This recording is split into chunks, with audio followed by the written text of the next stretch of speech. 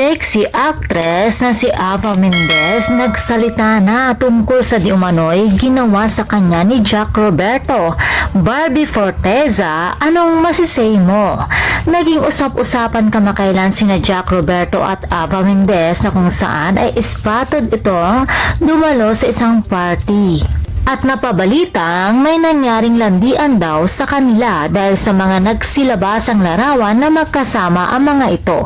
At sa kauna-unahang pagkakataon, nagsalita na ang Viva Max sexy actress na si Ava Mendez sa isyong ito. At ayon nga kay Ava, nakainom na daw di umano si Jack at sinabihan itong alalay lang dahil iba daw ito kapag nakainom na. At ayon pa kay Ava, naging touchy na daw ito sa kanya maging sa iba pang mga guest na naroon. At kung tutuusin daw ay pwede nilang bigyan ito ng mali siya, subalit para kay Ava ay normal lamang ito dahil nga naman sa nakainom na si Jack. Kaya nagiging makulit na ito. At dahil sa lasing na nga ang mga ito, hindi na sila pinayagan umuwi ng birthday celebrator. Kaya naman, kinuhanan na lamang sila ng hotel room.